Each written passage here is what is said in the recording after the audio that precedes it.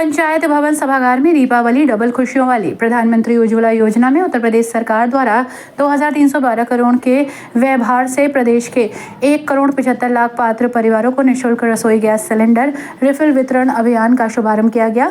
लखनऊ से सीधा प्रसारण मुख्यमंत्री जी द्वारा दिया जा रहा है। संबोधन को सभी लाभार्थियों और अधिकारियों द्वारा सुना गया।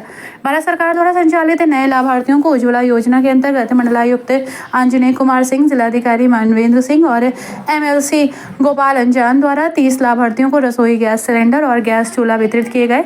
कुल 212 लाभार्थी जनपद में चिन्हित किए गए। मंडलायुक्त ने बताया कि प्रधानमंत्री उज्ज्वला योजना निचले स्तर के विद्यार्थियों के लिए एक बेहतरीन जीवन जीने के अग्रसर होने में मदद करेगी।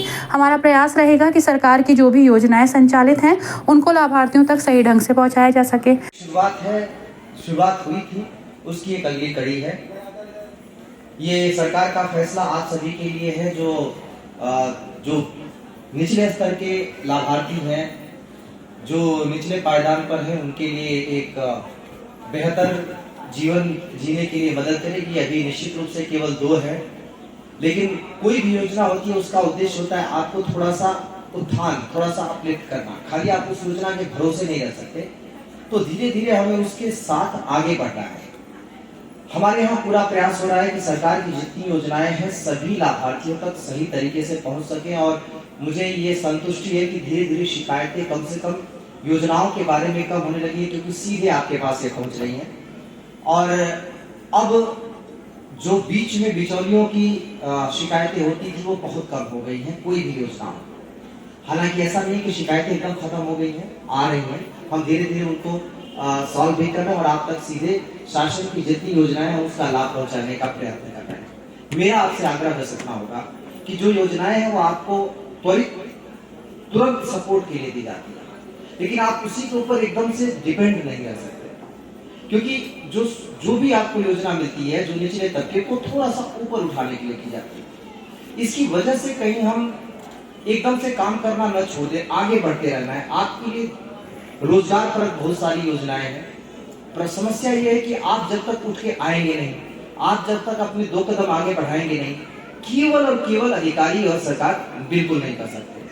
तो अब समय आ गया है। पहले ये होता था कि अधिकारियों के ऊपर आपको डिपेंड रहना पड़ता था, या बहुत सारी तरीके की समस्याएं भी आती थी। अब सीधे आप बात कर सकते हैं। मैं खुद अवेलेबल रहता हूँ, जिलाधिकारी वगैरह अपने अपने कार्यालय में अवेलेबल रहते हैं। आपको अन्य माध्यम भी हैं, बातों को बताइए, एक दूसरे को जोड़िए। स्वयं सहायता समूह आपके गांव के स्तर पर है, उनके माध्यम से रोजगार के जितने अवसर है उनका फायदा उठाइए। और आपसे आग्रह यही करूंगा, जब तक आप खुद उठ सकने के लिए तैयार नहीं होते, सरकार की कोई भी योजना आपके लिए कम पड़ेगी। लेकिन जब आप इस योजना का थोड़ा सा लाभ लेके थोड़े अपने स्तर को ऊंचा उठाने की कोशिश करेंगे, होगी। ये सभी के लिए बिना भेदभाव किसी भी तरीके से अवेलेबल है। और अगर इसमें किसी तरीके की कोई शिकायत आती है, आप सीधे मेरे कार्यालय आ सकते हैं, जिलाधिकारी के कार्यालय आ सकते हैं। मेरे कार्यालय आने की बारी तब आती है जब आपको उप जिलाधिकारी के यहाँ से या जिलाधिकारी के यहाँ से तुरंत आपको आपकी समस्या का निस्तारण नहीं करता है।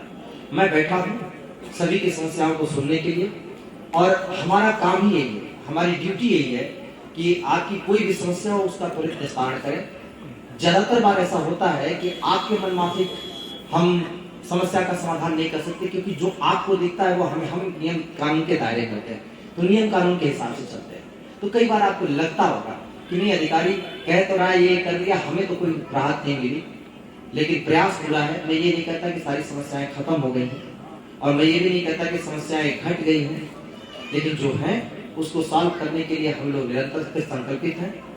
आप सभी लोगों को फिर से बधाई दूंगा और ये याद दिलाऊंगा कि इस योजना के आधार पर थोड़ा सा अपने आप को ऊपर खींचिए, अपने बच्चों को थोड़ा सा आगे बढ़ने के लिए प्रोत्साहित करिए, अपने बच्चों को शिक्षित करने के लिए प्रोत्साहित करिए, और ज्यादा से ज्यादा कोशिश करिए कि आपकी अगली पीढ़ी उसको किसी भी चीज पर डिपेंड न रहना पड़े, किसी भी चीज के भरोसे न रहना पड़े, वो अपने आप अपनी आजीविका चला सके। और ये आपका दायित्व है, भी है माँ बाप का। ये इसका एक ही जरिया है कि आप उनको शिक्षित करें, उनको शिक्षा दें, और शिक्षा वो दें जिससे वो अपनी रोजी रोटी आगे कमा सकें। और ये आपका सबसे बड़ा कंट्रीब्यूशन सिर्फ उनके लिए नहीं होगा, हमारी सोसाइटी के लिए भी होगा। जिलाधिकारी ने बताया कि प्रदेश सरकार द्वारा 319 रुपए एवं भारत सरकार द्वारा 604 रुपए की सब्सिडी लाभार्थियों के खाते में प्रदान की जाएगी। प्रदेश सरकार प्रत्येक वर्ष 2 बार गैस सिलेंडर उपलब्ध करा रही है। पूरे लखनऊ में 2,67,000 उज्ज्वला योजना के अंतर्गत लाभार्थी लाभ ले रहे हैं। लाभार्थी अपने आधार का ऑथेंटिकेशन जरूर कराएं। पहले भी आपके लोगों के खाते में सब्सिडी के रूप में पैसा आता रहा है। पूरे जनपद में 2,67,000 ऐसे लोग हैं जिनको की ये सुविधा मिली हुई है। अभी जैसा कि सुविधा कुछ लोगों के आधार ऑथेंटिकेशन नहीं हुए हैं, वो करीब 27,000 के आसपास है। उन लोगों से मेरा अनुरोध है कि आप अपना ऑथेंटिकेशन करवा लें। पैसा सभी को जाएगा, जिनके आधार ऑथेंटिकेशन हो गए हैं उनको 2-3 दिन के अंदर उनके खाते में चला जाएगा। शेष पैसा जो है हमारे पास आ जाएगा, तो ई पॉस मशीन के माध्यम से आपको मिलेगा। लेकिन मेरा अनुरोध आप लोगों से, जिनके आधार ऑथेंटिकेशन नहीं हुए हैं वो अवश्य करवा लें, क्योंकि ये योजना हर साल चलेगी और बार इसके बाद होली का सिलेंडर आप लोगों को मिलेगा, फिर प्रारंभ होगा। तो बार दोहरी व्यवस्था क्यों की जाए, आपका आधार सर्टिफिकेशन हो जाए तो एक साथ ही सब दोनों चीजें हो जाया करेगी। विभाग को भी दिक्कत नहीं होगी, गैस एजेंसी वालों को भी दिक्कत नहीं होगी। और ये आवश्यक भी है, क्योंकि ये आधार ऑथेंटिकेशन नहीं होता है तो फिर सरकार ये मानती है कि फिर लोग शायद गलत तरीके से लाभ ले रहे हैं, तो ये बहुत आवश्यक है। माननीय मुख्य कार्यक्रम लखनऊ आयोजित हुआ, उसमें आपने सुना और आपने तो उस चीज को भोगा है कि किस प्रकार इस सुविधा से पहले महिलाओं की कितनी तकलीफें हुआ करती थी खाना बनाने में। गैस लकड़ी से बनता था, और लकड़ी भी कहाँ लकड़ी उपलब्ध था, अच्छी लकड़ी कहाँ उपलब्ध होती थी।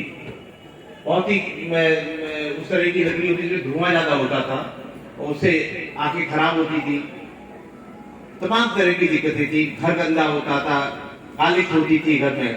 उन सब चीजों से निजात के लिए सरकार ने एक बहुत बड़ा काम ऐसे लोगों के लिए किया है जो लोग बहुत सालों से वंचित थे। गैस सिलेंडर जो था वो बड़े लोगों के घरों की चीज मानी जाती थी, लेकिन अब वो गैस सिलेंडर प्रत्येक घर में है। 2,67,000 परिवारों में, जनपद के परिवारों में गैस सिलेंडर है, एक बहुत बड़ी संख्या है। एक परिवार में 5-6 सदस्य माने जाते हैं कि 5-6 सदस्य होते हैं। तो जितने भी गरीब। इस अवसर पर मंडलायुक्त, जिलाधिकारी एवं MLC द्वारा उपभोक्ता गणों को धनतेरस और आने वाले त्योहारों की बधाई दी गई। इस अवसर पर जिला पूर्ति अधिकारी और स्टाफ सहित लाभार्थी मौजूद रहे।